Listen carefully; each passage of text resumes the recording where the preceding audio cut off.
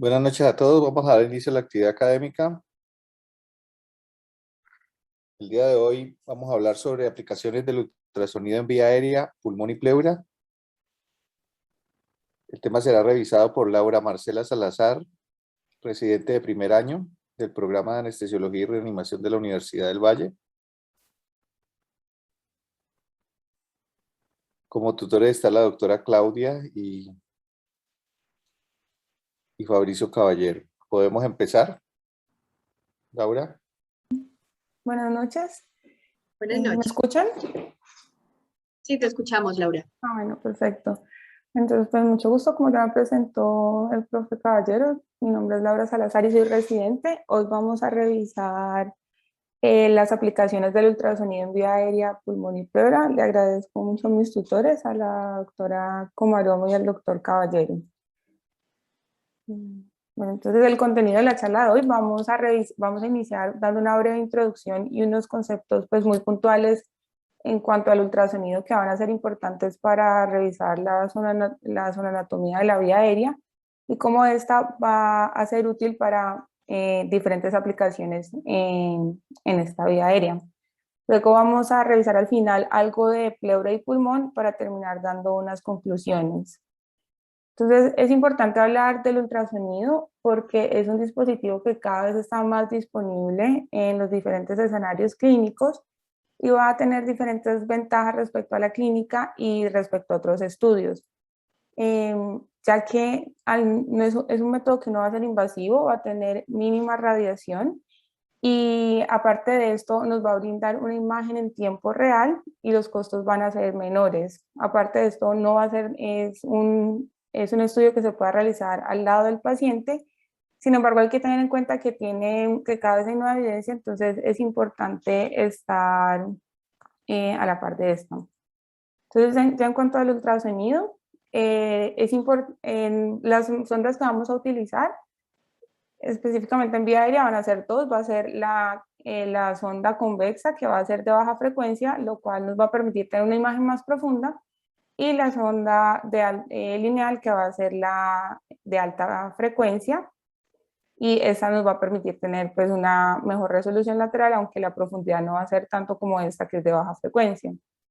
Los modos que se van a utilizar principalmente va a ser el modo 2D, que va a ser la imagen bidimensional, que es esta que vemos a la izquierda, y el modo M, que va a ser una imagen que va a estar dada por un corte a nivel de la imagen bidimensional y se va a representar de forma continua en la pantalla durante un periodo de tiempo, que va a ser esto que vemos acá. Entonces, ya comenzando sobre la sonanatomía, primero la anatomía en general. Entonces, en la ventana de boca y lengua, lo que vamos a ver va a ser primero pues, la mandíbula, la lengua, que va a ser en sí el músculo genioglosso, y los músculos del piso de la boca, que va a ser el genioideo y el miloideo. También vamos a ver el hueso ioides y en realidad la epiglotis y el ligamento epiglótico no se va a visualizar en esta ventana, que va a ser esta. Entonces se va a realizar con el paciente en supino, en extensión cervical. Se va a utilizar un transductor convexo, en este caso en la imagen estamos utilizando un microconvexo, pero pues igual es de baja frecuencia, y lo que vamos a poder visualizar, esta parte va a ser anterior y esta posterior. Lo que vamos a visualizar aquí va a ser la mandíbula y el hueso ioides, los dos con su respectivo pues, sombra acústica. Los músculos del piso de la boca, que va a ser la parte morada que vemos aquí en esta imagen, y la lengua y esta línea hiperecoica que vamos a ver acá va a ser el dorso de la lengua, que va a ser una interfaz aire-mucosa, y como va a ser aire no nos va a permitir visualizar el paladar duro y el paladar blando. A nivel de laringe, las estructuras que vamos a poder visualizar va a ser la epiglotis, el hueso ioides, la membrana tiroidea, sí, perdón, el cartílago tiroides, la membrana cricotiroidea, el cartílago cricoides, los anillos traqueales y la glándula tiroides. También vamos a poder visualizar en alguno de los cortes los cartílagos aritenoideos. También va a ser importante poder visualizar la comisura anterior, teniendo en cuenta que va a tener una forma en B normalmente, y las cuerdas vocales falsas y las verdaderas. Ya para la evaluación de la laringe, el transductor que vamos a utilizar va a ser un transductor lineal. Entonces los primeros cortes que vamos a realizar va a ser en plano sagital, comenzando de cefálico a caudal. Entonces el primer corte que va a ser importante ver, la primera imagen va a ser la membrana tiroidea, que va a estar representada en esta imagen con una línea roja. Esa parte acá va a ser el hueso hioides con su respectiva sombra acústica. Aquí que está representado en verde, perdón, va a ser el cartílago tiroides, y esta estructura que vamos a ver aquí, que en la imagen está aquí encima de la parte de la línea azul, va a ser el cartílago, la epiglotis, perdón.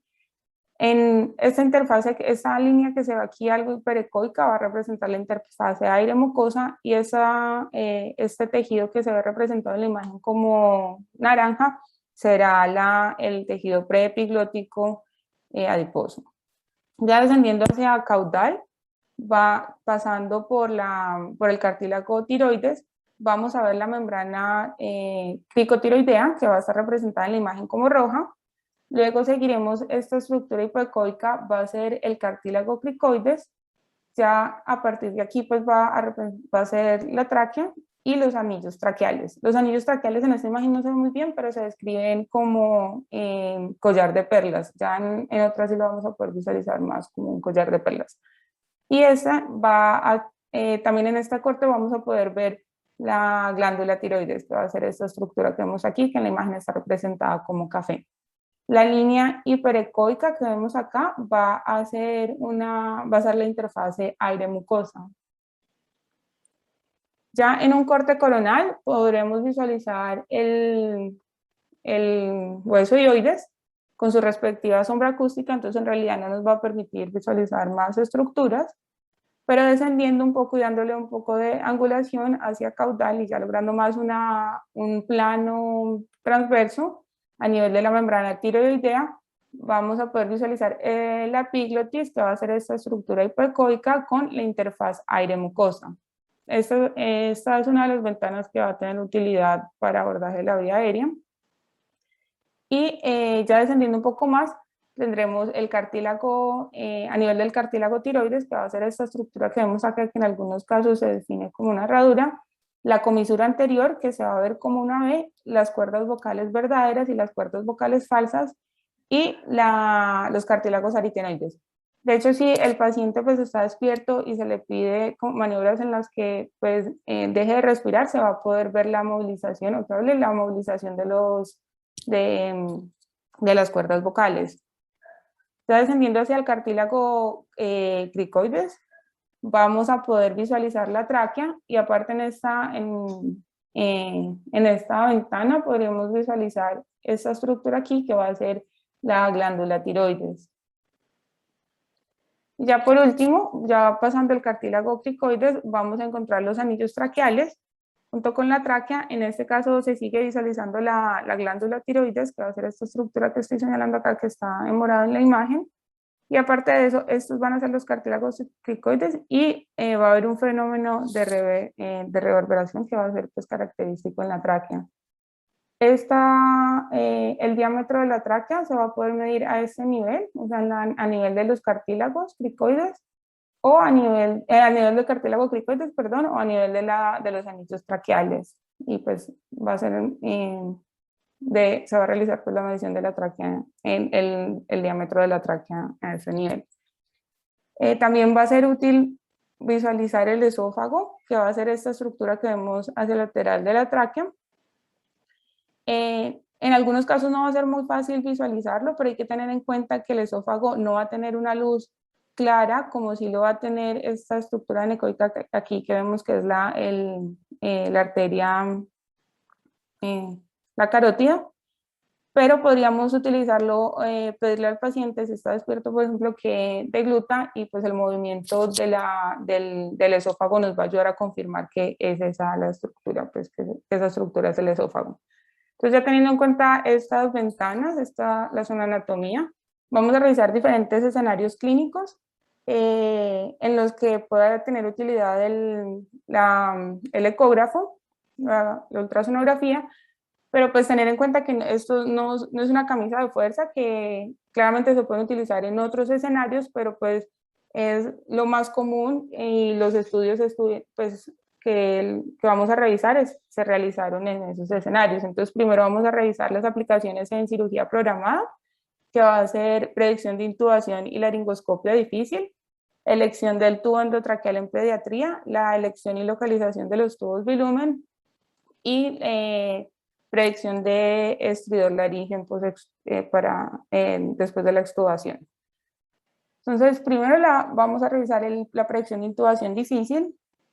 Pues bien sabemos que hay diferentes criterios para predecir una intubación difícil en un paciente y pueden haber unos que pues claramente nos van a determinar que sí es un paciente que va a ser difícil de intubar, por ejemplo, pues que tenga mínima apertura oral o que tenga una masa en vía aérea. Sin embargo, hay otros como el Mallampati que muchas veces puede ser que no se correlacione con lo que encontremos en la intubación. Entonces, esta primera ventana que les había mostrado de la boca, en la cual se va a poder visualizar la lengua, se puede realizar una medición desde la piel hasta el dorso de la lengua, y o sea, el grosor de la lengua se puede utilizar, lo que se propone es que se podría utilizar como un predictor de intubación difícil. Entonces, en este estudio que se realizó en el 2017, es un estudio prospectivo observacional, el punto de corte que ellos utilizaron fue 6.1 centímetros, y lo que vemos aquí a la izquierda va a ser los resultados que ellos obtuvieron por medio de las curvas de ROC. Entonces, el área bajo la curva para la laringoscopia difícil, es decir, un Cormac de 3 o 4, el área bajo la curva en realidad no fue muy diferente comparado con los otros parámetros que ellos utilizaron, que fue el Mallampati y la distancia tiromentoniana, pero ya para intubación difícil, es decir, un paciente que requirió múltiples intentos de intubación, vemos que esta línea rosada va a tener una mayor área bajo la curva, y esta representa la combinación de utilizar el grosor de la lengua junto con la distancia tiromentoniana, que es este resultado que vemos acá, que es un área bajo la curva de 0.86. Entonces, sí se podría utilizar en esta medición para criterio de intubación difícil. Otro de las mediciones que están descritas va a ser la distancia piel-epiglotis, que es en un corte transverso a nivel de la membrana tiroidea, realizando el promedio de estas tres mediciones, es decir, una central y dos laterales. Hay diferentes estudios, en realidad es con poca población, pero este en especial hizo algo muy interesante, que fue primero combinar la distancia, o sea, con el Mallampati, es decir, que a los pacientes que tenían un Mallampati de 3 o más, se les realizaba esta medición. Y se encontró pues, inicialmente que el 18% fueron catalogados como posible vía aérea difícil. De este 18%, el 85% sí se catalogó como, en este caso fue la laringoscopia difícil. Y aparte de esto, ellos luego compararon esa combinación del Mallampati con la distancia piel-epiglotis con el score de Naguib, que incluye la distancia entre los incisivos, el Mallampati, y la distancia tiromentoniana. Entonces, ¿qué encontraron? Que las diferencias estadísticamente significativas fueron en estas tres, o sea, es decir, la precisión, la especificidad y el valor predictivo positivo. Específicamente, pues la especificidad fue la que mayor pues, tuvo diferencia respecto a utilizar solamente criterios clínicos pues, no ecográficos. En este otro estudio se utilizó también la misma medición de piel-epiglotis en ese corte transversal, para intubación difícil. Hay que tener en cuenta que en este estudio solamente se permitió un intento, o sea, se catalogaba como intubación difícil al primer intento y no se permitía realizar manipulación externa. Pero bueno, teniendo en cuenta esto, lo que ellos hicieron fue comparar un score en el cual se incluía la distancia mentoidea, la subluxación mandibular y la extensión cervical, con ese mismo score, pero adicionándole la medición de piel epiglotis.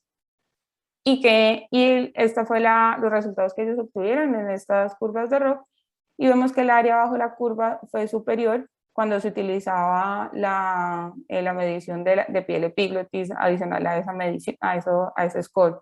Entonces, pues sí parecía que el desempeño, con una P estadísticamente significativa, entonces sí parecía que el desempeño cuando se utiliza esa medición ecográfica es superior.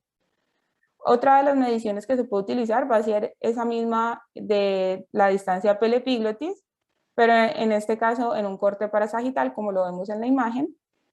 Y en este estudio del 2020, el corte que ellos tuvieron fue de 2.36.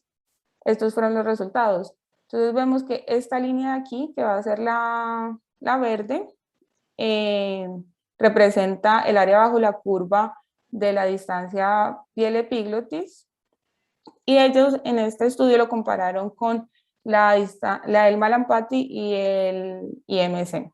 Entonces, sí, el desempeño de este criterio por sí solo era mayor, y cuando se combinaba, que era esta línea de aquí, con los otros era aún mejor el desempeño. En los pacientes con obesidad, los resultados en realidad no son pues tan concluyentes como los pacientes que no tienen obesidad. De hecho, este estudio que está aquí abajo, en este sí se realizó la distancia piel epiglotis, en este se realizó la distancia piel tráquea, en este también, o sea, en realidad son el mismo estudio, pero en diferentes países. Este se realizó en Israel y este en Estados Unidos. Lo que se vio es que en realidad no, en Israel los resultados fueron estadísticamente significativos, y clínicamente significativos, pero pues no era tan contundente, no, o sea, su desempeño no era tan alto como en los pacientes sin obesidad, y cuando se realizó el mismo estudio en Estados Unidos, no fue clínicamente significativo. Entonces, ¿qué podemos concluir respecto a la predicción de vía aérea difícil? Es que sí parece que estos parámetros pueden tener utilidad para determinar, para pues, pensar que el paciente pueda tener una vía aérea difícil. Sin embargo, pues no son criterios independientes, y hay que tener en cuenta que muchos de los estudios pues no se realizaron pues con pocos pacientes, y no es claro si se pueden reproducir, por ejemplo, en nuestra población, los mismos cortes que ellos utilizaron. En los pacientes obesos parece que no tuviera tanta utilidad, o que los cortes que utilizaron pues no eran de utilidad. Entonces, pues sí es interesante, pero todavía faltan como más estudios respecto a esto. La elección del tubo endotraqueal en pediatría normalmente pues se va a realizar o sea, lo más común es que se realice por medio de una fórmula que va a incluir la edad, en algunos casos hay unas con la talla del paciente, y sin embargo surge la duda si uno puede medir el diámetro de la tráquea, si sería más asertivo pues la escogencia pues del tubo endotraqueal. Entonces vamos a tener diferentes estudios. Este primero se realizó la medición de la tráquea a nivel del cartílago cricoides, y determinaban que era apropiado cuando tenía una fuga audible a una presión de 15 centímetros de agua en la vía aérea. Hay que tener en cuenta que estos estudios se realizaron con tubos endotraqueales sin neumutaponador. Entonces, en este primero, cuando se comparaba con dos fórmulas que se basaban en la edad, que fueron estas dos que vemos, esta y esta que vemos aquí, en realidad fue superior a esta primera, a esta de aquí, pero no fue, pero con la otra tuvo como los mismos resultados. En este otro estudio ya se incluyeron pacientes menores hasta de 12 meses, y en este caso no solamente lo compararon con la fórmula por edad, sino también por talla y también con el grosor del quinto dedo de la mano. Y la correlación que ellos tuvieron de acuerdo pues a si el tubo tenía fuga cuando se tenía una presión en la vía aérea de 15 a 20 centímetros de agua, fue superior en este estudio en la utilización del ecógrafo para medir el diámetro de la tráquea. Entonces, en los pacientes pediátricos, no es claro que sea superior utilizar la ecografía, sin embargo, pues, en pacientes en los que la fórmula no sea confiable por diferentes motivos, sí sería un método útil para escoger el tamaño del tubo. Para la elección y la localización de los tubos bilumen, sobre todo para la elección del tamaño, lo que normalmente se utiliza va a ser la talla del paciente. Sin embargo, teniendo en cuenta que el diámetro de la tráquea se puede correlacionar con el diámetro de los bronquios, se podría considerar pues escoger el tamaño del tubo por medio de la medición de la tráquea. El gold estándar que se tiene para la medición de la tráquea va a ser el TAC. Entonces, este primer estudio que es reciente, que es del 2021, que se realizó en China, medían la tráquea a nivel del cartílago cricoides y por medio de TAC y por medio de ecografía, y encontraron que tenía una relación adecuada, que es la que vamos a ver aquí, con una P estadísticamente significativa. La limitación que ellos mencionaban es que en 20 de los 100 pacientes no se logró visualizar la tráquea por calcificación del cartílago cricoides, aunque hay que tener en cuenta que también está descrito que si hay calcificación del cartílago cricoides, maniobras de Thiel pueden ayudar a poder visualizar la tráquea. Entonces, en este otro estudio del 2019, ya utilizaron la medición del diámetro de la tráquea para escoger el tubo bilumen. Pero entonces ellos lo que hicieron fue dos pasos. Un primer paso en el que escogían el tamaño, como convencionalmente se realiza por medio de la talla del paciente, pero igual les hacían una medición de la tráquea a nivel suprasternal, como lo vemos en la imagen. Ellos determinaban que el tubo era apropiado, que era el tamaño apropiado para el paciente, cuando se requería de 0.5 a 2.5 ml para el neumotaponador bronquial. Y a partir de ese primer paso, teniendo en cuenta que solamente el 39% de los pacientes sí tenía un tubo apropiado para su tamaño, realizaron estas dos tablas.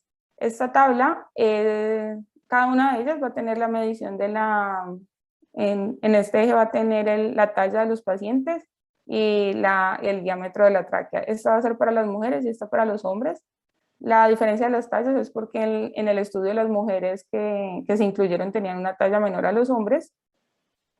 Y a partir de estas tablas que ellos realizaron, hicieron una segunda etapa del estudio, un segundo paso, en el cual escogían el tamaño del tubo de acuerdo a esto. En este caso, al principio, la primera etapa se incluyeron 102 pacientes, en la segunda 50, pero lo que encontraron ellos es que el 86% de los pacientes en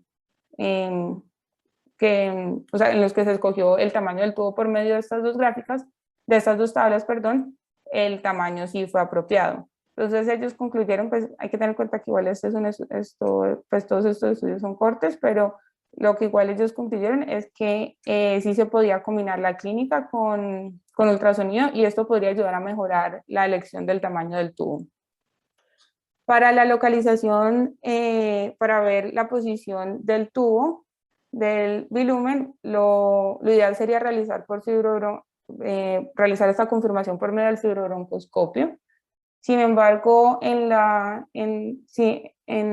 determinados casos en los que no se puede utilizar, ya sea porque no haya disponibilidad o porque el tamaño del tubo no lo permita, lo que normalmente se hace en muchos lugares va a ser la localización por medio de la auscultación.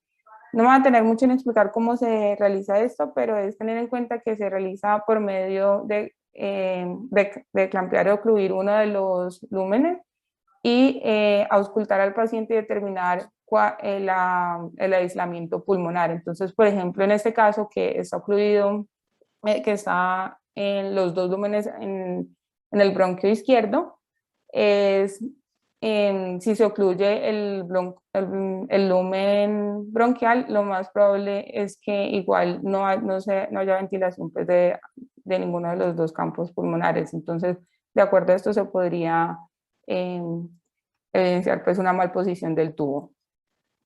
Entonces van a haber dos estudios que proponen realizar la confirmación de la posición del tubo, no utilizando la clínica, que sería la auscultación o la extensibilidad de la ventilación manual y la elevación del tórax, sino utilizar el ecógrafo, y en este caso sería utilizar el deslizamiento pleural y la excursión diafragmática, que igual ya más adelante voy a hablar de eso, pero pues ten en cuenta que ellos utilizaron esto.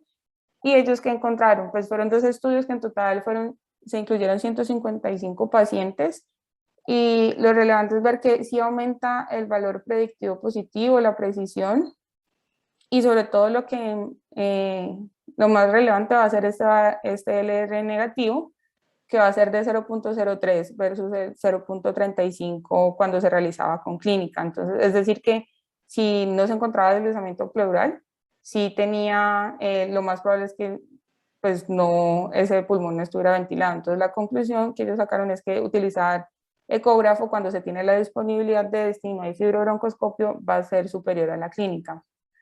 Para predicción de estridor laringio, pues extubación, lo que se va a proponer va a ser la utilización de la columna de aire, que va a ser esta estructura que vamos a ver aquí. Entonces, es la ventana que se debe utilizar para llevar la columna de aire, va a ser una ventana en la que se pueda visualizar el cartílago tiroides, las cuerdas vocales y los cartílagos aritenoides. La columna de aire va a representar el espacio que va a tener el tubo, entonces esto va a ser en pacientes pues, que van a estar entubados. Esta primera imagen que vemos aquí va a ser un paciente que tiene el neumotaponador lleno, y este sería ya un paciente con el neumotapor vacío. Entonces se van a realizar las dos mediciones, esta con el neumotaponador lleno y esta con el neumotaponador vacío, y si hay una diferencia, una diferencia entre las dos columnas de aire que es menor a 1.6, lo más probable es que presente estridor laringio con un área bajo la curva de 0.83. La otra medición que se podría realizar es solamente realizar la medición ya sin el neumotaponador. Si es mayor a 6.5 milímetros, lo más probable es que no presente estridor. Ten en cuenta que el primer estudio que se hizo de fue en el 2006, y se realizó para pacientes que estaban en UCI.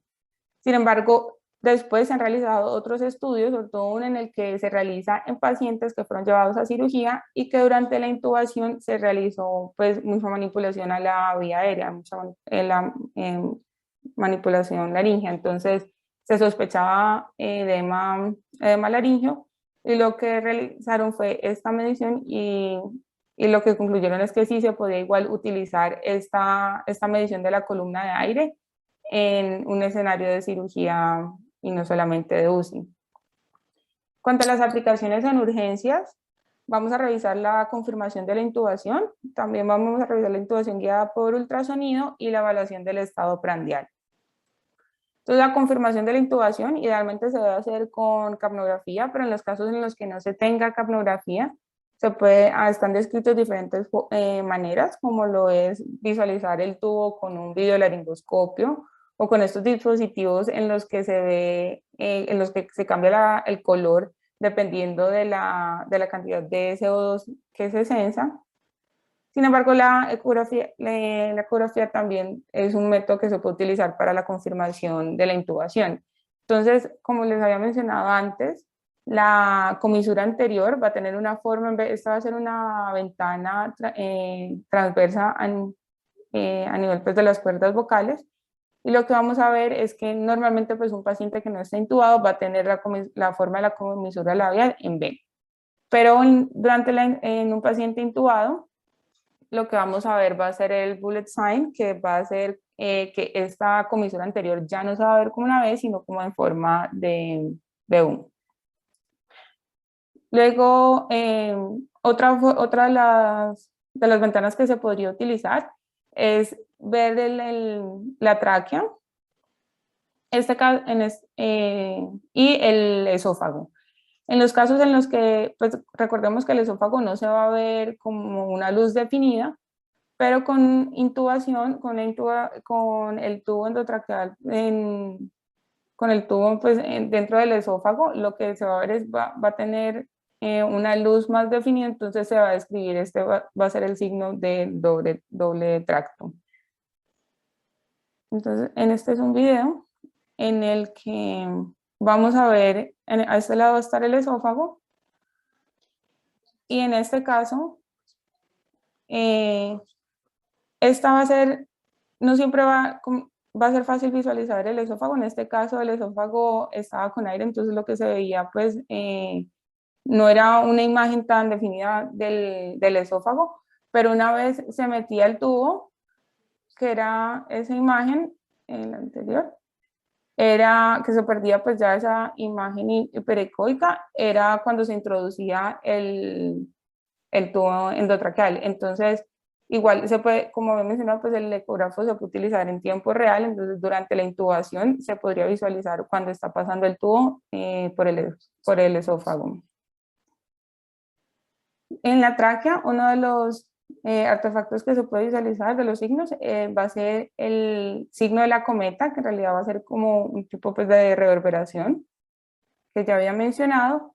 Y durante una intubación, pues cuando una tráquea va a estar intubada, esa sombra acústica que se ve después del signo de la cometa, que va a ser esta parte, va a aumentar. O también durante una intubación, pues cuando un tubo va a estar en el esófago, también podemos ver el doble tracto, no como lo había pues, mostrado antes, sino que también se puede ver ese signo de doble cometa, de doble tracto, ¿no? Como lo vemos en esta imagen abajo a la derecha. Otra de las formas para confirmar la intubación orotraqueal va a ser por medio de solución salina en el neumotaponador, porque esto va a permitir tener una mejor transmisión de la señal de la imagen. Entonces, en este caso, en un corte ya sagital, los otros pues serán cortes transversos, lo que vamos a ver es, bueno, el cartílago cricoides, aquí ya van a ser los anillos traqueales, estos que vemos acá, que recuerdan que les había mencionado que como se ven es en collar de perlas, y ya no vamos a ver esa interfaz aérea que había mencionado antes, sino que vamos a ver que va a ser el neumotaponador con solución salina, y estas las paredes del tubo. Esto se ha descrito especialmente en pediatría, sobre todo para localizar la punta del tubo. Y es lo que vamos a ver acá. Esta va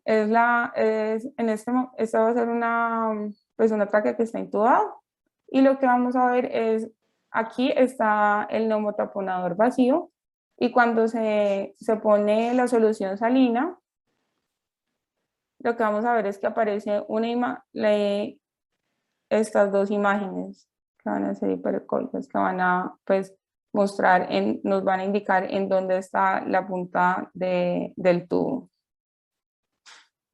Entonces, vamos a tener este metaanálisis en cuanto a la confirmación de la intubación orotraqueal por medio de la ecografía. Este metaanálisis y revisión sistemática incluyó 30 estudios. Aquí en estos forest plot lo que vamos a ver va a ser la sensibilidad y la especificidad. Entonces vemos que la sensibilidad y la especificidad para confirmar la intubación orotraqueal va a ser alta. Adicionalmente hay que tener en cuenta que muchos de los estudios muestran que si se identifican estos signos, van a tener un valor predictivo positivo del 100% y una especificidad del 100% para intubación orotraqueal. Este otro estudio fue realizado en neonatos, pues no es un estudio, perdón, es una revisión que incluyó 15 estudios y ellos lo que hacen es pues una revisión literaria de los estudios que se tiene para confirmar la intubación, y lo que ellos concluyen es que es un método sensible y es específico y va a ser mucho más rápido que utilizar una radiografía de tórax para confirmar la intubación y localización. Eso teniendo en cuenta normalmente los escenarios en los que se realiza la intubación de neonatos va a ser en la sala de partos o en la UCI. Uno de los estudios que se incluye aquí va a ser el estudio TRUST, que es el en el que les había mostrado el video anterior, en el cual se utiliza solución salina para confirmar la localización de la punta del tubo en la tráquea. Este otro estudio es una que se realizó pues de reciente al 2020, es en pacientes COVID. Entonces ellos lo que proponen va a ser un protocolo teniendo en cuenta que durante la atención a estos pacientes se tienen pues los elementos de protección personal pueden hacer difícil la auscultación de los pacientes para confirmar la intubación. Entonces ellos proponen dos pasos. Primero es identificar que el tubo no esté en el esófago. Entonces pues indicaría que el tubo está en la tráquea. Una vez se confirme esa intubación, sería un segundo paso que va a ser ver que el tubo no esté selectivo. Entonces, en este caso ya se realizaría con modo M y se evidenciaría el deslizamiento de la pleura. Pues ya voy a explicar esto más adelante, pero sería con evidenciar el signo de seashore, que indicaría un deslizamiento de la pleura, y la ausencia de este, que sería por el signo de la estratosfera, lo que va a indicar es que el tubo puede estar selectivo y la indicación sería ir retirándolo. Para la intubación guiada por ultrasonido está descrita como un método exitoso. Entonces hay diferentes técnicas. Se puede utilizar para intubación orotraqueal o nasotraqueal, y esto utilizando los signos que ya mencioné previamente, o incluso se puede utilizar cuando se realiza una intubación por medio de Buggy, que es esta imagen que vemos aquí. Este es un corte sagital y aquí vamos a ver esa estructura hiperecoica va a representar el Buggy. O se puede hacer también, se puede utilizar para una intubación retrógrada, que va a ser esta imagen que vemos acá. En este caso se realiza por medio de la membrana cricotidoidea y vamos a ver cómo se avanza la guía, pues la guía de la aguja para avanzar la guía y realizar la intubación retrógrada.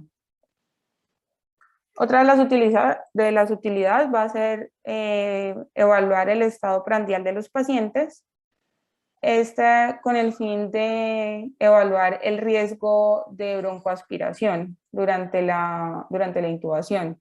Entonces, esto es importante porque, aunque puede ser que no sea muy común, cuando se presenta esta complicación, está relacionada con alta mortalidad, y esta alta mortalidad está relacionada no solamente con un bajo pH, sino dependiendo del volumen que se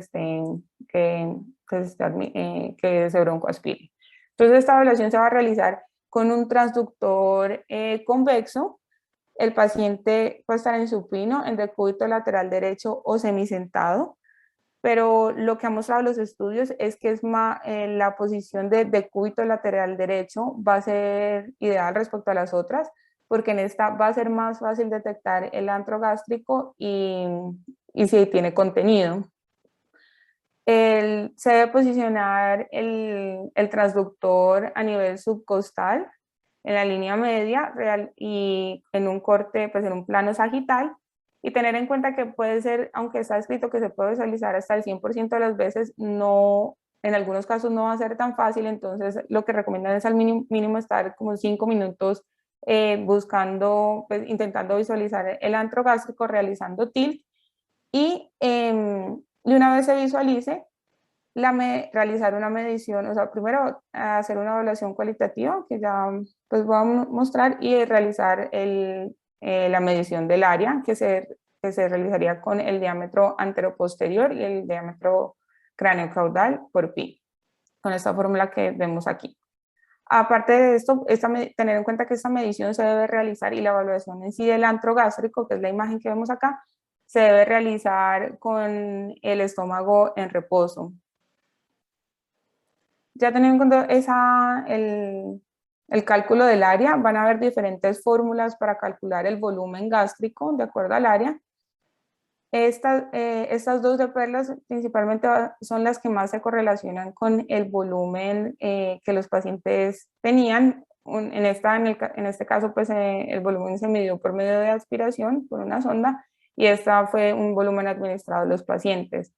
Entonces, estas dos son las que se recomiendan pues, utilizar y vemos que se realizaron en estos estudios. Los pacientes, la posición que tenían eran de cúbito lateral derecho. Entonces, la evaluación cualitativa, ya cuando se visualice el antro gástrico, va a ser primero lo que debemos evaluar va a ser el tamaño y las características de ese. Entonces, un antro gástrico vacío se va a ver como lo vemos en esta primera imagen, que se describe como ojo de buey, como signo de ojo de buey.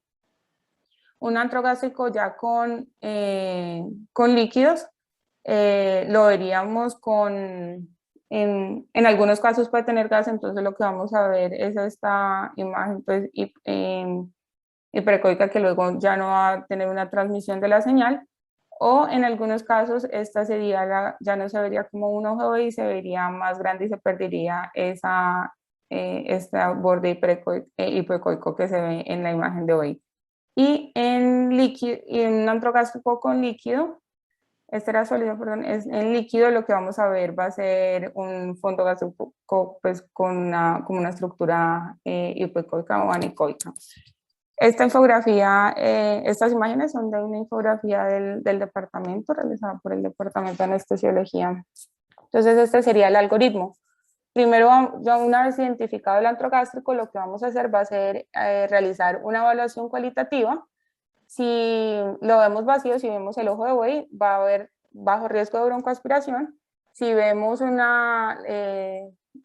antro gástrico con contenido sólido, pues hay alto riesgo de broncoaspiración. Y si se identifica líquido, lo que vamos a hacer primero, en algunos casos pues recomiendan pasar el paciente de cúbito lateral derecho a supino, y si se visualiza en supino también el contenido, lo que se sugiere es que lo más probable es que tenga más de 100 cc de volumen gástrico, o realizar la medición con las diferentes fórmulas.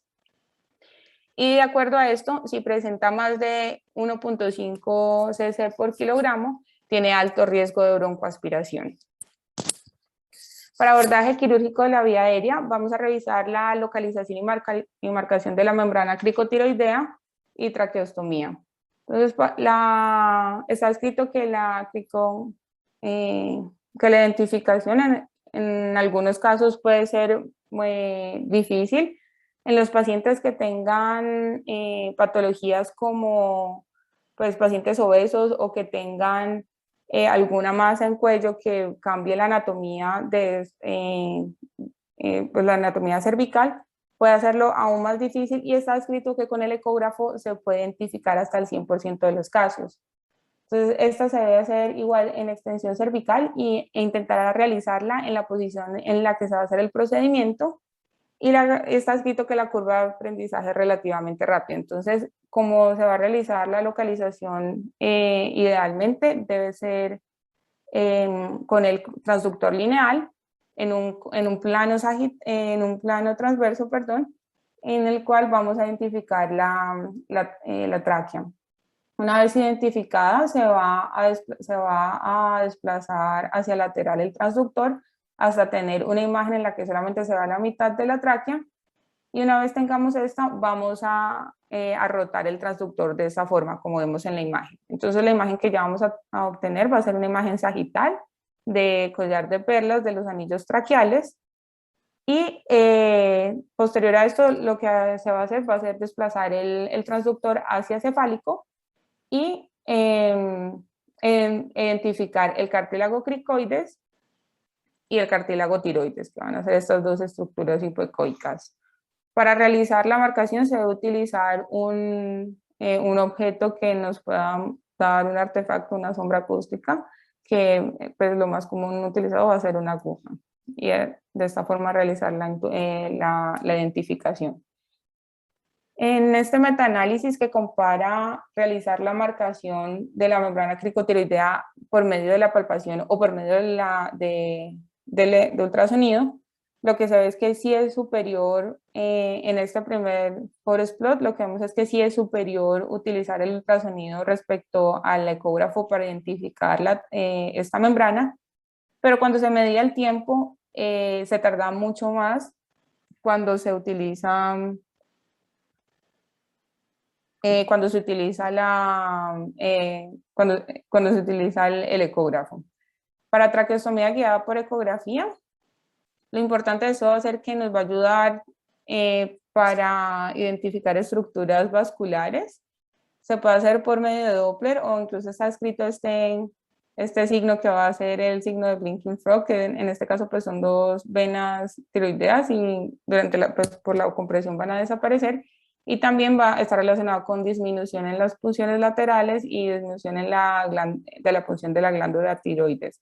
Esto lo vamos a poder realizar primero, pues lo que se sugiere es en un plano sagital, escoger el sitio pues marcar el sitio en el que se va a realizar, y se puede realizar fuera de plano o en plano. Cuando se compara con otros, pues con la forma convencional sin ecógrafo, lo que se ve es que es superior solamente en complicaciones menores, que van a ser como sangrado mínimo o de saturación menor de 90% en menos de 5 minutos. En este estudio de pacientes obesos, lo que se encontró fue que era superior y estadísticamente significativo en el número de punciones. Se realizaron menos punciones, duró menos tiempo y hubo menos sangrado en el durante el procedimiento.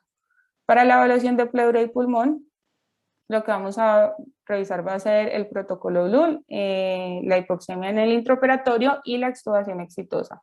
Entonces, la imagen que vamos a tener en pleura y pulmón va a ser el bad sign, que va a representar las costillas y su sombra acústica, y esta línea hiperecoica que va a ser la pleura. Está en el modo 2D. Y en el modo M lo que vamos a ver es el signo de seashore cuando hay deslizamiento, y el signo y este sería el signo de la estratosfera cuando pues no hay deslizamiento pleural, que es la que vamos a ver aquí. Aparte de eso, pues vamos a ver un pulso pulmonar, que van a ser las líneas rojas. Los artefactos importantes van a ser, que debemos identificar, va a ser las líneas A, que va a ser la reverberación de la línea pleural hiperecoica, que es lo que vemos aquí en estas imágenes como azul, y las líneas B, que van a tener 7 características. Uno, pues que son artefactos, son bien definidas, son hiperecoicas, salen de la pleura, no se van a desvanecer y borran las líneas A. Y pues se van a mover con el deslizamiento de la pleura. Hasta 3 líneas B va a ser normal. Entonces el protocolo BLUL se va a basar en el deslizamiento de la pleura, en los artefactos, y lo que inicialmente se recomienda es utilizar el transductor convexo, y lo va a dividir en 6 perfiles. Estos son los puntos en los que se debe realizar las imágenes, o sea, van a haber 2 puntos BLUL superiores, 2 inferiores, un punto frénico, que va a ser entre la línea frénica y la línea axilar anterior, y un punto PLAPS que va a evaluar el derrame pleural y las consolidaciones. Entonces, lo primero que se va a hacer va a ser evaluar el deslizamiento pleural, luego evaluar los artefactos, que va a ser la línea A y las líneas B. En algunos casos se va a requerir buscar el punto P y realizar evaluación venosa, periférica o del punto PLAPS. Entonces el perfil B, que va a sugerir edema pulmonar, lo que se va a encontrar va a ser un deslizamiento normal de la pleura, pero líneas B, que esto lo que va a sugerir es congestión, y vamos a poder evidenciar en un edema pulmonar. Un perfil A va a ser un perfil normal en el cual vamos a tener un deslizamiento pleural y las líneas A. Entonces lo siguiente va a ser realizar una evaluación venosa para identificar trombos y que nos pueda sugerir y que podamos sospechar en este caso un embolismo pulmonar. Y si esto está normal, ya evaluar el punto PLAPS, en el cual podríamos evidenciar el derrame pleural y la consolidación que vamos a ver acá. Entonces, este va a ser pues un pulmón que está con consolidación. Aparte de los otros hallazgos, los otros signos que podemos ver en derrame pleural va a ser el jellyfish, que es este que vemos aquí. El segundo va a ser el signo de la columna desnuda, que va a ser poder visualizar los cuerpos vertebrales porque va a haber una mejor transmisión pues, de la señal de la imagen e incluso podríamos identificar un derrame pleural tabicado. La cuantificación, hay diferentes fórmulas, sin embargo la que ha mostrado mejor correlación con el volumen es esta, que es la medición de la longitud paravertebral por la medición de del área. Y pues tener en cuenta que este es un método más sensible para evidenciar el derrame pleural, mejor que la radiografía de tórax. El perfil AB nos va a sugerir neumonía, puede haber deslizamiento pleural o no, pero lo importante con este es que van a haber líneas B, pero no van a estar presentes en todo el área pulmonar. Un perfil C va a ser de consolidaciones, que también pues va a sugerir neumonía, y lo que vamos a ver va a ser un pulmón hepatizado, que es esta imagen que vemos acá, o un pulmón, o una imagen en espejo, y lo más importante va a ser lo del broncograma aéreo, pues que en realidad es lo mismo, que va a ser un broncograma aéreo dinámico, es decir, que durante la inspiración va a aumentar y va a tener un LR positivo de 12, es decir, que si lo evidenciamos, pues lo más seguro es que sí sea un broncograma, sí sea una consolidación. En el perfil B', puede, no va a haber pues, deslizamiento, pero lo que vamos a ver va a ser también las líneas B, y lo que nos va a sugerir va a ser congestión y pues neumonía. El perfil de líneas A va a ser un pulmón que no va a tener deslizamiento pleural, como lo vemos en esta imagen, y pero va a tener las líneas A. Entonces lo siguiente a esto va a ser buscar el punto P, que va a ser este, es la unión en el modo, que lo vamos a buscar en el modo M. Vamos a ver que va a tener el signo de la estratosfera, pero al mismo tiempo va a haber una parte con el signo de seashore. Entonces, este punto P se ve cuando el pulmón no está completamente colapsado y se logra, ya que durante la expiración, perdón, el pulmón se separa de la pared torácica, pero durante la inspiración vuelve a tener contacto con el tórax. Entonces, pues va a ser en un pulmón que no esté completamente colapsado. Entonces, este es el resumen de lo que se realizaría con el protocolo Blue. Y primero va a ser evaluar el deslizamiento pleural, y dependiendo del hallazgo de las líneas B o de las líneas A, o en este caso en el perfil C de la consolidación, nos puede sugerir edema pulmonar. En este caso, en el perfil A va a requerir mayor, pues, buscar a nivel el estado, pues, a nivel de las venas periféricas para sospechar en un embolismo pulmonar. Si está esto bien, evaluar el punto PLAPS para buscar derrame pleural y consolidaciones. En el caso que esté normal, lo que se debería sospechar es una exacerbación de asma o EPOC. Estos tres perfiles de aquí van a sugerir neumonía, y las líneas A con el punto P va a ser diagnóstico de neumotórax.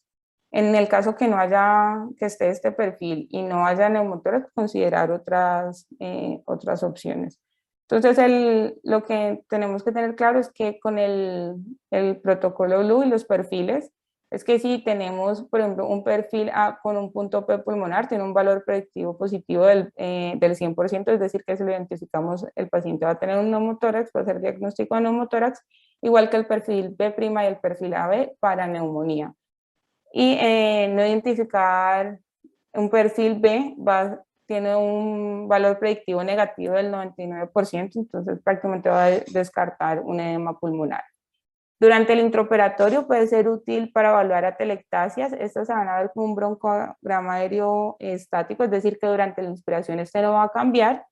Puede ser de especial utilidad en la paroscopia y para maniobras de reclutamiento, o en procedimientos para neumotores como colocación de tubo de tórax y derrame pleural para la colocación de un pigtail. Y ya para terminar, la evaluación del diafragma para predicción de extubación exitosa. Entonces, en este caso, el transductor lineal se va a utilizar para el engrosamiento diafragmático, y el convexo y el sectorial, que van a ser pues los dos de baja frecuencia, para excursión diafragmática. La imagen que vamos a ver en el modo B y en el modo bidimensional y el modo M, las dos va a ser una línea. El diafragma lo vamos a poder visualizar como una línea hiperecóica.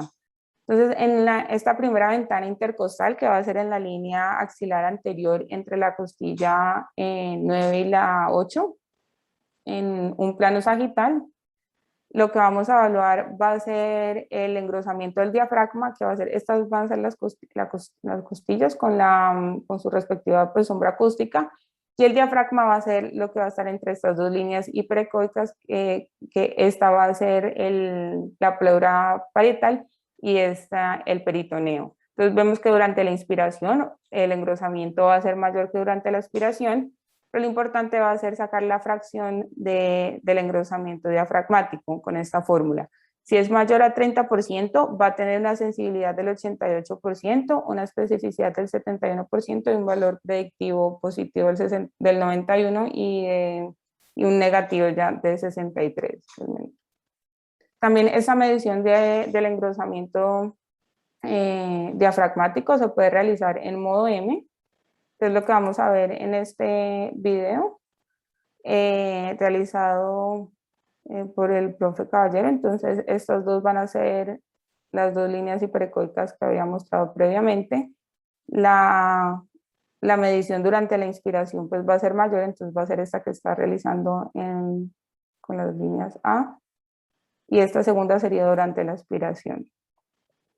En una ventana subcostal anterior, va a ser ideal realizar la medición de la excursión diafragmática, y esta se va a realizar durante un ciclo respiratorio, es decir, primero trazar una línea A en la cual se va a iniciar desde el inicio de la inspiración hasta el final de la expiración, y trazar una línea desde el punto máximo hasta esta línea.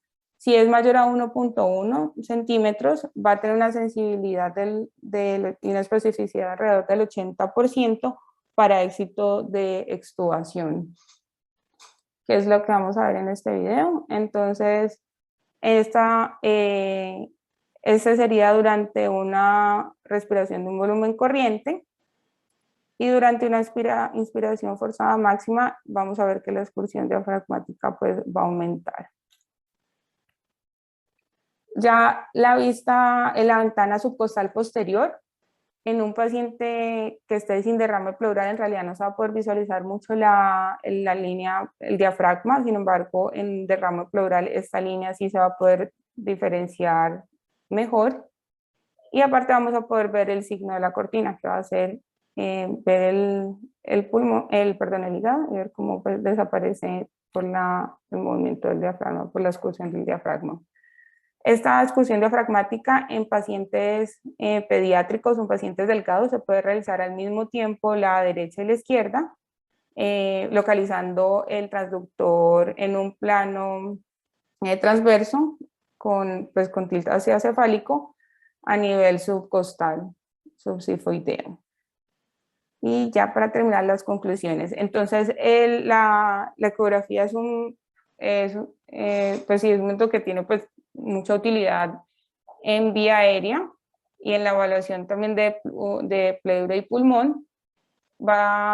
Sí es necesario realizar pues diferentes estudios, sin embargo, pues porque muchos de estos estudios es en poblaciones pequeñas y pueden no ser reproducibles en nuestra población y en otras poblaciones. Es útil para realizar no solamente diagnósticos, sino también procedimientos.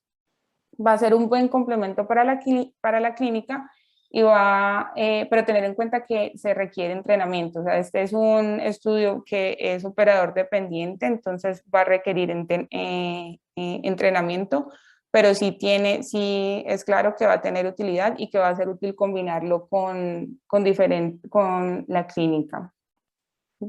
Gracias. Bueno, Laura, muchas gracias por tu exposición. Has dado pues un resumen de la utilidad de la ultrasonografía,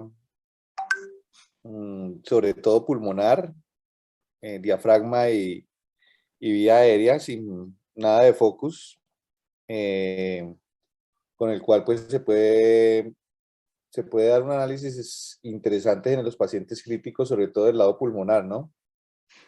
De hecho, aparte del protocolo que nombraste, hay otros protocolos que también de Liechtenstein y del grupo italiano, que son los que más escriben, que se pueden enfocar en el paciente crítico. No solamente el grupo protocolo, está el protocolo FALS, que es de reanimación y valoración seriada de la aparición de ondas B para evitar sobrecarga, por ejemplo. O algunos también combinan las valoraciones ecocardiográficas con la parte de ultrasonido y pulmón en pleura para evaluar esa precarga, como la ecocardiografía enfocada en el paciente crítico con la medición del BTI, como lo hemos visto en otras revisiones del departamento. Un punto en cuanto a la parte de la vía aérea, realmente la mayor evidencia es en la localización de la membrana cricotiroidea, en donde están pues los estudios más grandes, como dijiste, tiene ensayos clínicos. En las otras partes de localización de tubo o movilidad de las cuerdas bucales, pues los estudios sí son más limitados, como lo comentábamos cuando estabas preparando la charla, ¿no? La gran mayoría son cohortes, son observacionales, pero pues está la herramienta también.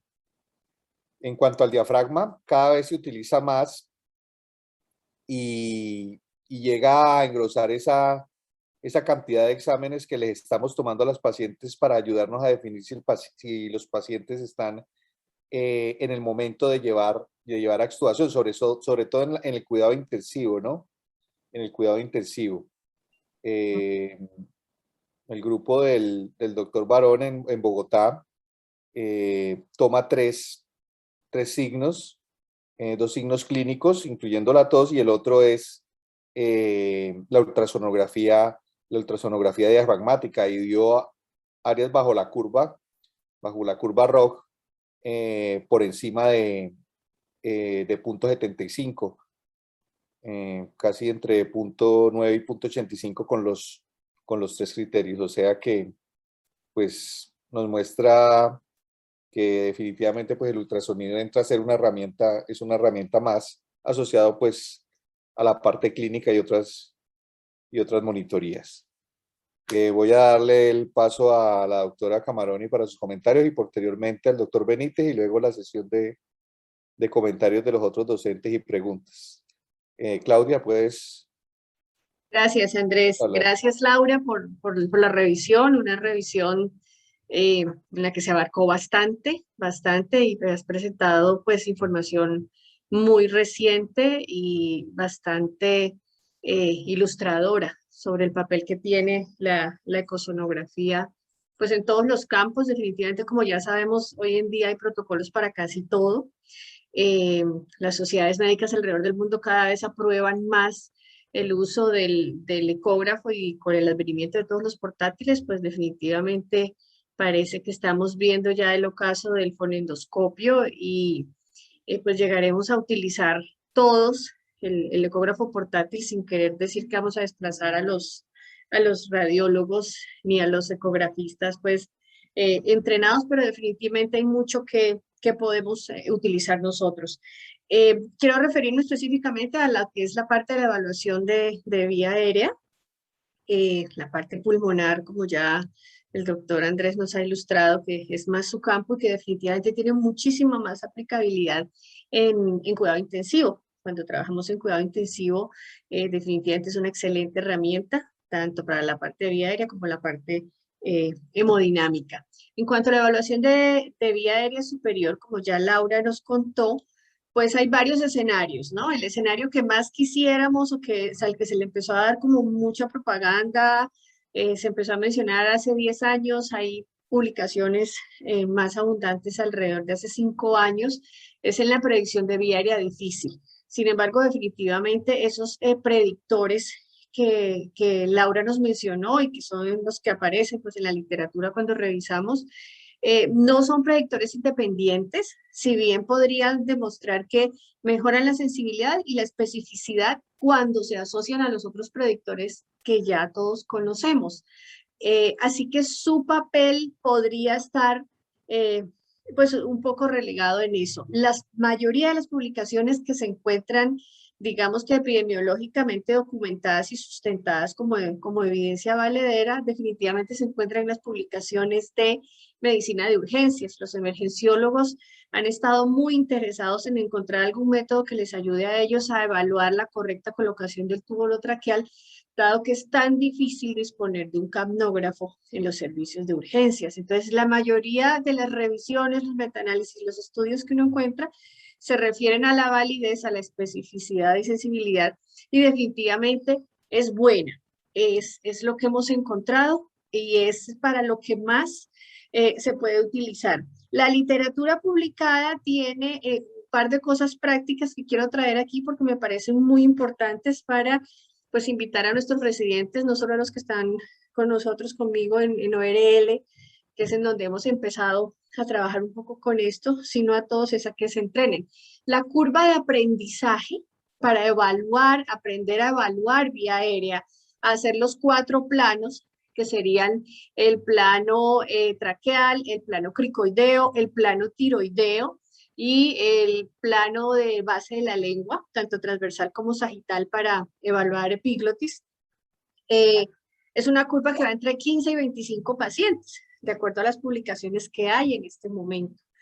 15 a 25 evaluaciones supervisadas por un experto o por alguien que haya tenido un entrenamiento previo parecen ser suficientes para adquirir la competencia necesaria para evaluar observar pues los planos esperados y definir, por ejemplo, la colocación de tubo vía aérea. Hablando de protocolos, como mencionaba el doctor Caballero, desde el año 2015 en las guías de la AJA y luego después en las guías del Consejo Europeo de Resucitación, en cuanto a las guías de RCP, se publicó o se menciona la validez del ultrasonido para determinación correcta del tubo endotraqueal. Y ellos mencionan allí, apoyados en otras publicaciones, que en personal entrenado, en un par de estudios que se hicieron, en donde se entrenó a los residentes de emergenciología, en un entrenamiento que duró 9 horas completamente, de las cuales 1 hora fue de teoría y las otras 8 horas fueron evaluando pacientes. La evaluación correcta y decir si el paciente está intubado o no a través de ultrasonografía es un procedimiento que toma 9 segundos. Y la evaluación completa de la vía aérea de un paciente para buscar áreas de estenosis subglótica y para buscar distancia iomental y para buscar el grosor de la base de la lengua, es un procedimiento que en total se demora 40 segundos.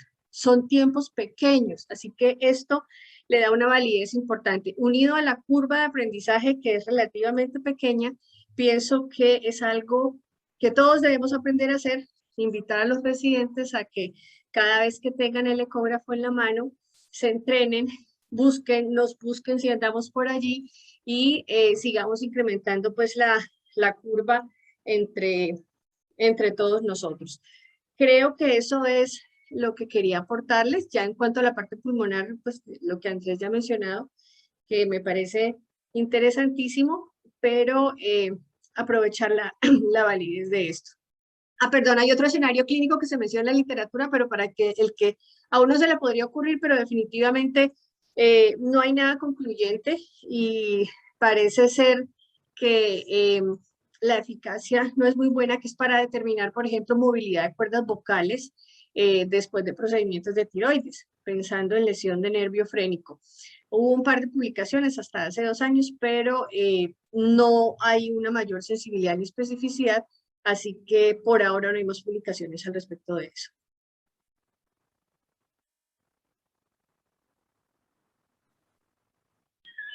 Javier Benítez.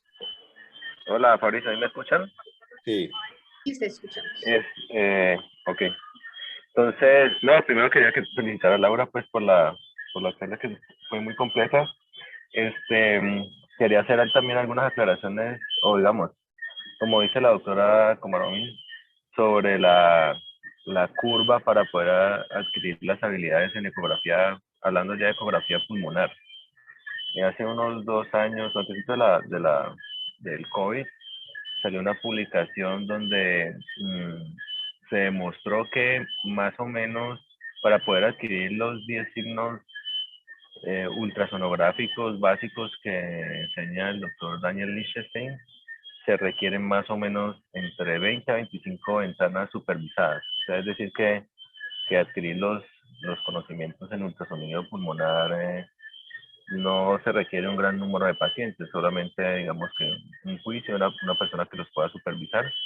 Y lo que encontraron es que llegando más o menos a 25 pacientes, digamos, la tasa de precisión o la precisión puede ser por encima del 88 o 90%. Entonces, es una invitación, pues, digamos, a las personas que están interesadas en ultrasonido, en lo que se respecta al ultrasonido pulmonar, es que es una técnica, digamos, relativamente fácil y que requiere también una exposición no tan amplia del número de pacientes.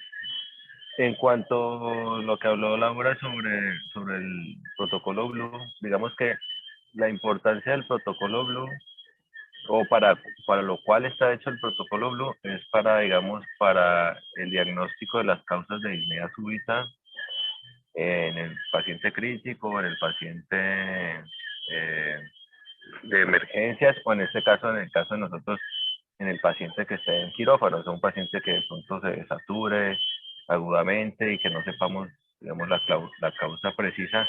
Realmente el protocolo Blue, el valor que tiene es que usted puede hacer diagnóstico de patología extrapulmonar solo haciendo ultrasonido pulmonar. Y ella habló ahí de los perfiles y como pueden ver en el perfil A, donde uno puede tener un deslizamiento normal y estar completamente desaturado, y por ejemplo la sospecha clínica que uno debe tener ahí es tromboembolismo pulmonar o asma agudo o EPOC severo. Y lo mismo le hace diagnóstico de otro tipo de entidades como neumotoras o neumonías, y el valor es que, por ejemplo, edema pulmonar, en ese caso, hay que hacer una aclaración, y es que cuando uno encuentra líneas B,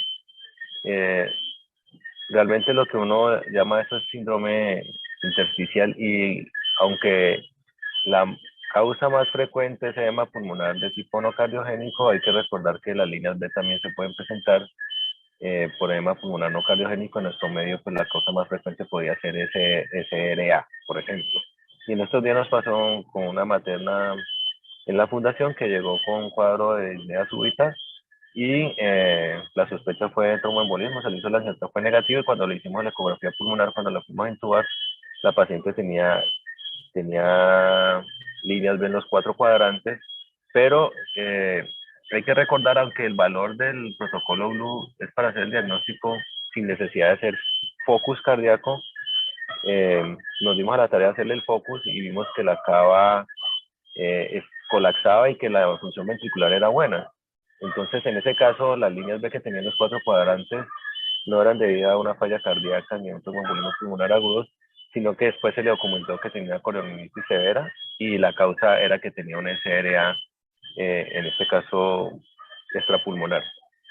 Yo quería hacer de pronto una pregunta a Laura o a los tutores, porque digamos que recibimos gran información sobre ultrasonido de vía aérea, y yo creo que a veces puede quedar como la sensación en la gente que recibe la información, es que a futuro el ultrasonido va a ser completamente imprescindible, nos va a superar como la parte clínica.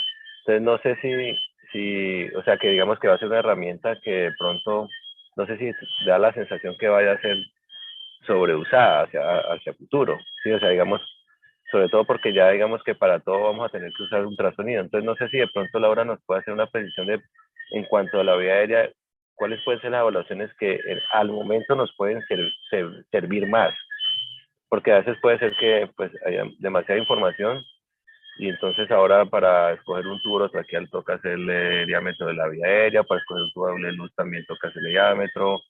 Entonces no sé, digamos, cuál podrían ser como algo que pueda ser un poco más práctico, porque de pronto ya la sensación que puede quedar en la gente es que sin ultrasonido pues no vamos a poder abordar la vía aérea nunca, o que va a ser totalmente imprescindible para poder abordar la vía aérea. No sé si voy a entender si ya como que el ultrasonido va a ser como para todo. Entonces no sé si de No, pronto puede haber una precisión más ahí sobre esta herramienta para que no sea una información que sea como abrumadora, porque a veces es lo no, que puede dar como esa No, impresión. no, yo creo que no, mira, definitivamente no. creo que no oíste lo que dije. ¿Mm? Los estudios realmente o no concluyentes, sino de más peso, o sea, de más peso, es en la membrana cricotiroidea. En la membrana cricotiroidea es donde tiene mayor evidencia del uso de ultrasonido en el escenario clínico. Los otros, la movilidad de las cuerdas bucales en la cirugía de otorrino, No, la localización del tubo, del tubo orotraqueal, pues sí, pues es otra herramienta más, pero pues la auscultación, la clínica de la expansión torácica, la capnografía, si la tiene, todavía sigue siendo lo de rutina, y el ultrasonido todavía no hay nada concluyente como para decir, no, es que el ultrasonido va a ser mejor que lo clásico. En esos puntos no. Entra como una herramienta más, diría yo, una herramienta más. Lo yo mismo, diría, lo mismo en cuanto a la parte de valorar la extubación, que en el escenario clínico del anestesiólogo, del perioperatorio, pues podríamos decir que está en el contexto de la posibilidad o no que tengamos una parálisis eh, diafragmática secundario a bloqueo, ¿no? Pero en el escenario clínico de definir la extubación, va de la mano de la clínica clásica del PIMAX, del esfuerzo, del esfuerzo para toser, y agregándole el ultrasonido, pues prácticamente llega entre 0.85 y 0.9 en áreas bajo la curva de análisis de curva ROC. Desafortunadamente, Laura no alcanzó a poner, de pronto se extendía mucho, estos estudios que muestran esto tan interesante. Pero si le quitas el ultrasonido tampoco queda tan malo, ¿no? Queda entre 0.8 y 0.75, que es aceptable. No sé si te contesté No, la no, es pregunta. que no estoy demeritando la técnica, sino que de pronto es como de pronto lo que, no sé si me hice entender mal, sino que de pronto cuál sí, puede ser Javier, en yo te este momento entiendo. herramientas más precisas, por ejemplo, para vía aérea difícil, No, por eso te o que digo, sean un poco No, más, es una o que sean un por herramienta poco más eso, más. útiles. por eso te digo, Javier, la herramienta, o sea, que tiene en el escenario donde tiene mayor evidencia es en la membrana cricotiroidea. Y en los protocolos está, ¿no? Usted tiene criterios de No, vía sí, aérea difícil, es localice la eso. membrana cricotiroidea antes de hacer pues el protocolo. Yo creía que para localizarla y también para poder hacer, digamos, diagnósticos si el paciente está intubado o no. Porque en el escenario Sí, de trauma es súper necesario el ultrasonido por eso porque te nos digo, llegan muchos pacientes intubados y a veces uno ve que el tubo está en el esófago. ese sería el escenario clínico donde mayor evidencia hay, la membrana cricotiroidea. El resto de estudios que mostró Laura son todos estudios observacionales tipo cohortes. Muchos retrospectivos, la mayoría prospectivos, pero son tipo cohorte, con muestras muy pequeñas, ¿no? La mayoría de ellos. Son muchos, pero pues la calidad todavía no se puede decir algo concluyente. Es con que el ultrasonido solo vaya a quitar lo que normalmente hacemos. Por eso yo yo digo que aparece como una herramienta más dentro del arsenal que tenemos. Vamos a darle la palabra a Vladimir Díaz. Ujú.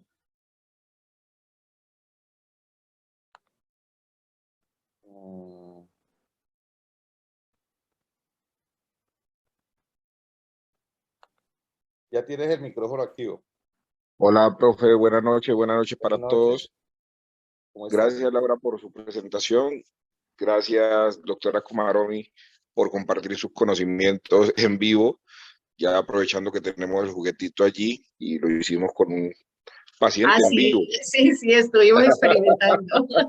Efectivamente, y logramos Por cierto, ustedes. mencionan el butterfly, un par de videos que aparecen ya en las redes de la gente que más experiencia tiene, entonces sale ahí pues el colega canadiense diciendo, yo lo hago con mi butterfly, pero no tengo nada que ver con la compañía.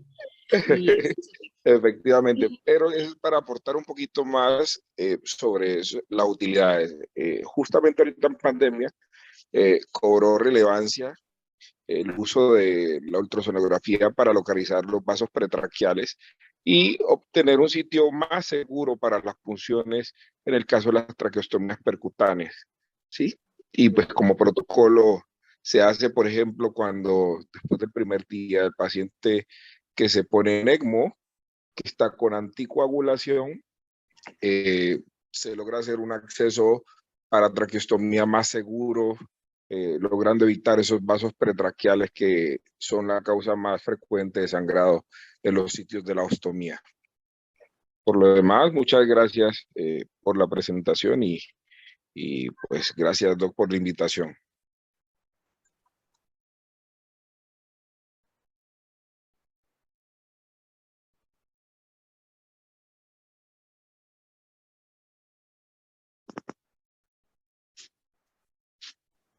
No sé si hay otro comentario de los profes, de los participantes, los residentes, que han estado como callados.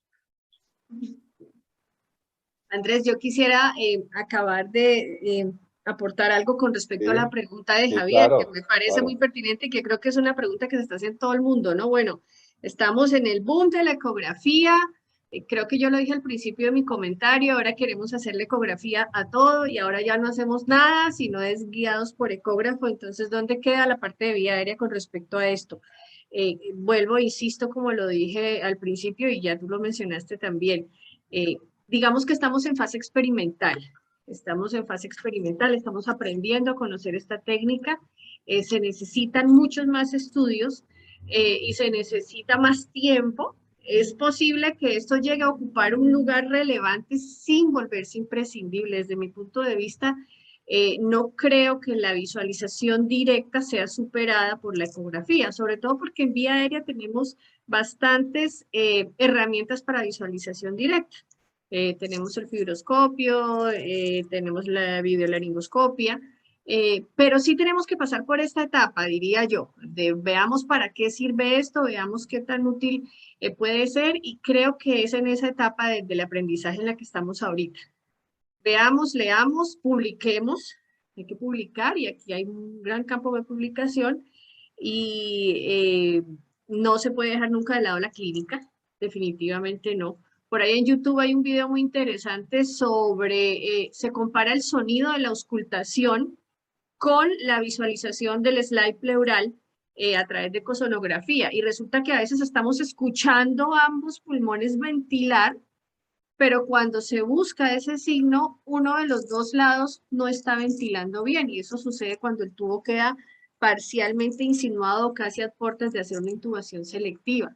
Allí podría tener valor también, pero hay todo un campo pues, de evaluación. En este momento no podemos decir que definitivamente lo va a reemplazar ni que se nos va a volver imprescindible en vía aérea. Yo puedo opinar algo más. Yo creo que pues con toda esa cantidad de información que tiene Laura, pues también es un pie para que pueda haber investigación, sobre todo porque con lo que dice Fabricio, Claro, claro. la mayoría son estudios observacionales con pocos pacientes y digamos en la rotación de otorrino, en la rotación de tórax, donde hay pacientes con vía aérea difícil, en los pacientes obesos en cirugía bariátrica y en el hospital, digamos que es una un gran campo para uno poder hacer estas evaluaciones y compararlas con la laringoscopia que haga una persona experta, o sea, con el grado de dificultad, si es una vía difícil o no. Yo creo que pues abre un gran campo para poder determinar qué medidas nos pueden servir y también qué medidas propias podemos tener, porque a veces pasa pues que eso se hace en pacientes anglosajones o con otro tipo pues, de estaturas y esa clase de cosas, y digamos que pues tenemos todo el campo para poder determinar la utilidad que pueda tener esta herramienta. Obviamente como Fabricio, o sea, nosotros tratamos de que los residentes aprovechen al máximo la herramienta del ultrasonido y tratar de como enseñarlos a los demás. Exacto. Y creo que en las partes donde todavía hay cosas observacionales, pues nosotros podemos hacer estudios para poder demostrar si las cosas, digamos, ya desde un punto de vista investigativo más profundo se puedan decir si sirven o no sirven. De acuerdo. Sí. De pronto, dos punticos que creo que comentó Claudia y comentó Javier. El enfoque ecográfico que hacemos en el perioperatorio de los pacientes críticos es muy distinto al enfoque ecográfico de radiología, ¿no? Creo que el ultrasonido es una herramienta que ya es de uso para los pacientes críticos, que nos ayuda en cierta forma, en ciertos escenarios, a tomar mejores decisiones. Hay unos puntos en que sí está claro su utilidad, es como los accesos vasculares, las colocaciones de catéter Pigtail, hablando de procedimientos. Eso es demasiado seguro con un buen entrenamiento, una buena curva del ecógrafo. Lo otro es que, a pesar de que uno pareciera, como uno lo usa tanto, uno pensaría que se utiliza mucho. Y paradójicamente parece ser que no se utiliza tanto como se debiera de utilizar. De pronto porque nosotros le tenemos la herramienta muy a la mano y el escenario clínico de estar con residentes lo obliga a uno a estarlo utilizando constantemente. Parece ser que no. Y por ejemplo, llama la atención países como Estados Unidos que tienen como estándar de calidad la colocación de catéteres guiados por ultrasonido. Todavía una gran cantidad de profesionales lo siguen usando con reparos anatómicos. Vamos a darle la palabra a Juan Pablo Quintero, luego nuestro fellow el doctor Soto.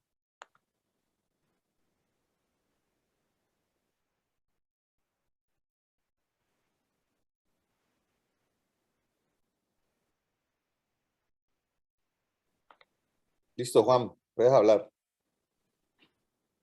Aló, buenas noches, ¿me escuchan? Sí, te escuchamos. Bueno, primero que todo, pues felicitaciones a Laura, una muy completa revisión. Y quería hacer como una pregunta que me causó curiosidad. Estaba pues viendo el estudio que ella colocó sobre la medición para los tubos doble lumen, en donde se tenían en cuenta en el diámetro que hacían con la medición de ultrasonografía y hacían como un ajuste para la talla del paciente. Y pues era un estudio chiquito, el segundo paso que ella mostró eran como 50 pacientes.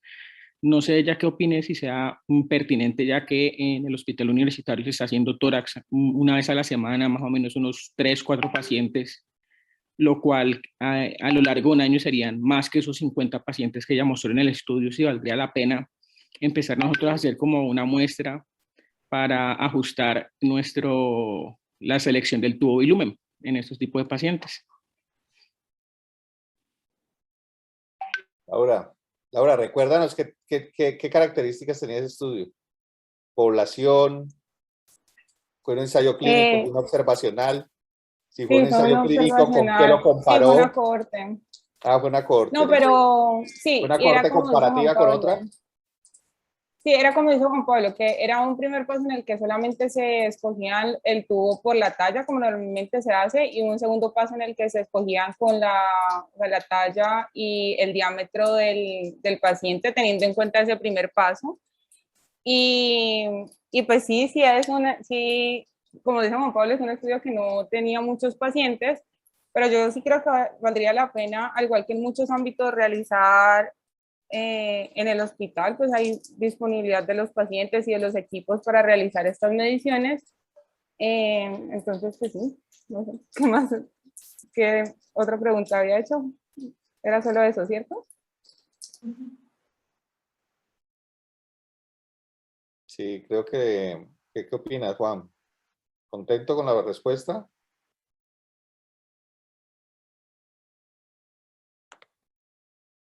Juan. Aló, No, ya. y pues que también, bueno, y también, pues complementando lo de la respuesta, es que sí, algunas veces sí ha pasado que se escoge el tubo por medio pues de la talla del paciente y no, o sea, es más difícil pues posicionarlo, entonces de pronto utilizando esta medición con pues la medición además, o sea, no solamente utilizar el ecógrafo, la medición ecográfica, sino también pues la talla podría ser un complemento en determinados pacientes. Sí, señor, quedé contento con la respuesta. De hecho, ahí creo que la doctora Vélez está diciendo que la mayoría de esos pacientes tienen tomografía y que es el gol estándar para seleccionar el tubo. Entonces, habría Pero, que hacer un estudio precisamente habría que comparándolo con comparar con tomografía. el TAC. O sea, Habría puede que, tener el TAC comparando con el diámetro por eco y con eso exactamente. pues tener una precisión.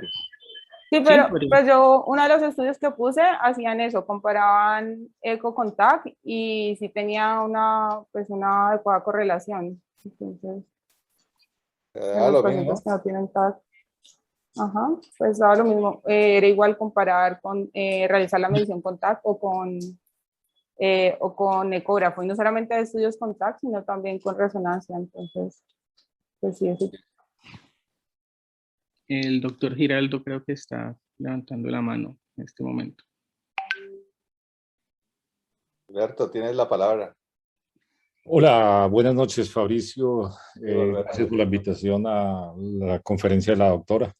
Felicitarla, pues excelente tema, sí, nos queda, o sea, abarca bastantes temáticas y pues nos quedan muchas inquietudes en cuanto, digamos, la aplicación práctica.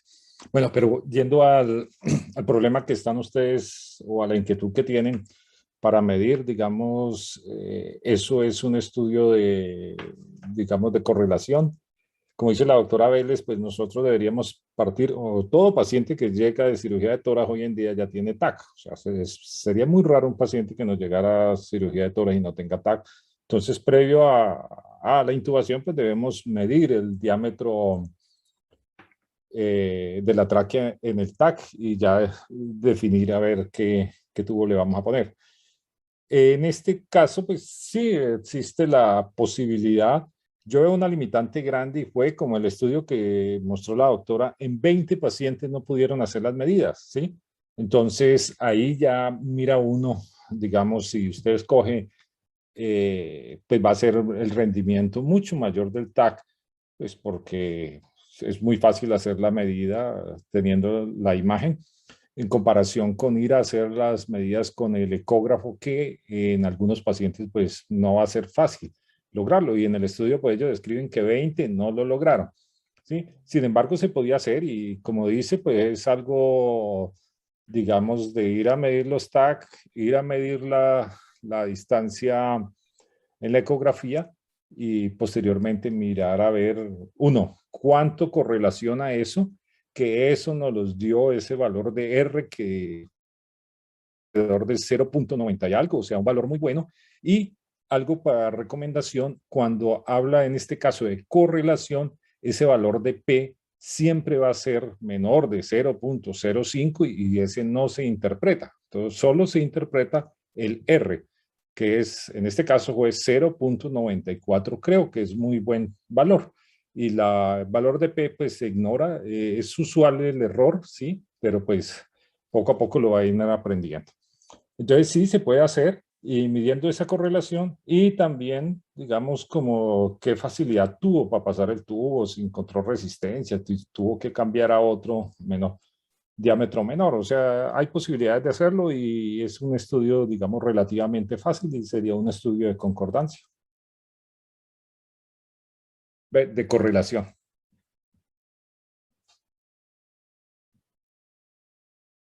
Gracias. Bueno, para terminar, vamos a darle la palabra al doctor Soto. Doctor Soto. Buenas noches. Hola. Gracias a todos por la invitación y felicitar a Laura por la exposición. Yo quería hacer una pregunta dirigida más hacia los profesores que tienen un poco más de experiencia desde mi punto de vista como cirujano. Mi ejercicio profesional a lo largo de estos 20 años ha sido el escenario de cirugía de emergencias. Me preocupa un poco que en el escenario de un medio controlado como el quirúrgico dentro del quirófano,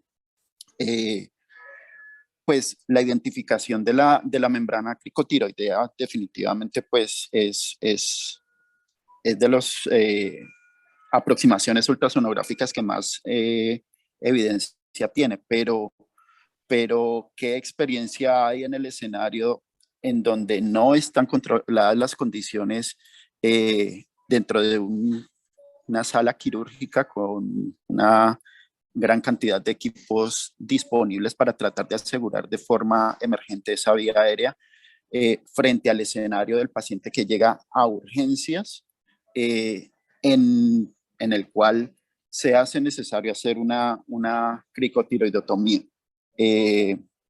Los cirujanos de emergencia, los que hemos hecho algún procedimiento de estos de urgencias, a duras penas tenemos una, en el mejor de los casos 2 cricotiroidotomías de emergencia, y me gustaría saber si hay alguna aproximación actual diferente en el escenario de emergencias, o sea, en el escenario en donde no se está dentro del quirófano con todas las herramientas que dispone un anestesiólogo para poder asegurar la vía aérea de emergencia.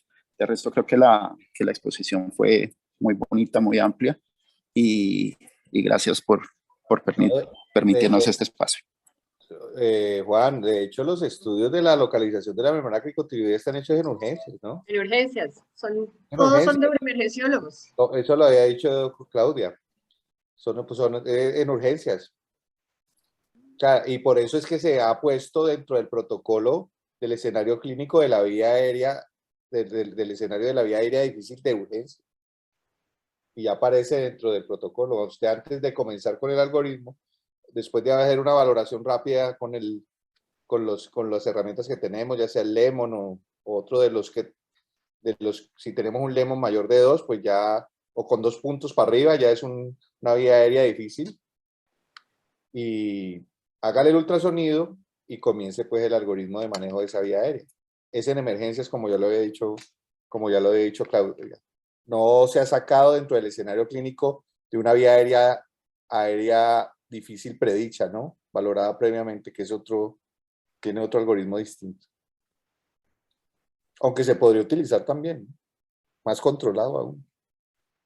Claro, de hecho en un ambiente controlado, como dice el doctor Soto, que sería el quirófano, la cricotiroidectomía no está, digamos, que en la línea de los algoritmos que nosotros manejamos. Generalmente si se ha definido, lo que se define ya es el abordaje quirúrgico como tal de la vía aérea a través de traqueostomía. La cricotiroidostomía sí, casi siempre es un procedimiento en el contexto de urgencias, en escenario de crisis, no controlado como usted lo llama, y ahí lo único que le añadiríamos a los protocolos es que el cirujano de urgencias o el emergenciólogo pues haya hecho el entrenamiento, que como ya mencionamos, no es un entrenamiento muy intensivo ni muy exigente en identificar membrana cricotiroidea. De hecho, uno de los estudios que mostró Laura allí y que hay en la literatura muestran que la efectividad, aunque si bien es un estudio que fue hecho para entrenamiento en cadáveres, la efectividad en la localización y el porcentaje de error disminuye muchísimo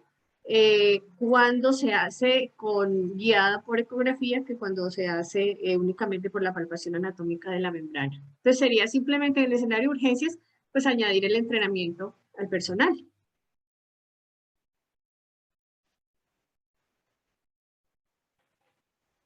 El doctor Sebastián está levantando la mano. Vamos a darle el micrófono.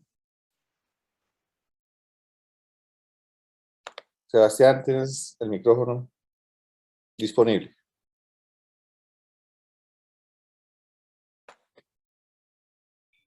Ya puedes hablar. Sí. ¿Sí, ya me están escuchando? Sí, ya te escuchamos. Hola, ¿qué tal? Pues antes por la charla, pues muy buena. Y pues nada, era para decir algo que hicimos hace creo que 8 días. Fue con Diana Carreño, creo que fue la residente. Era un señor con un ayuno dudoso, entonces iba para cirugía y usamos el ultrasonido. Hicimos el protocolo gástrico, focus gástrico, y le vimos pues bien el ojo de Wei, pues más que todo pues un análisis, pues no hicimos las mediciones, pero sí y nos sirvió pues en ese instante para una decisión que fue pues no aplazar la cirugía, catalogar ese paciente como bajo riesgo de broncoaspiración y dar pie pues a la cirugía y no cancelarlo. O sea, el ultrasonido definitivamente es una herramienta del día a día y pues aprovechar que está ahí el recurso para usarlo precisamente a eso, ¿no? Para tomar las decisiones y no aplazar cosas que no se deberían dar, pero pues y lo hicimos y se vio realmente bien, ¿no? Y nos sirvió ese momento para esa decisión. Era eso. Gracias, Sebastián, por comentar tu experiencia. Creo que Camilo Cruz había levantado la mano. Camilo, tienes el micrófono abierto.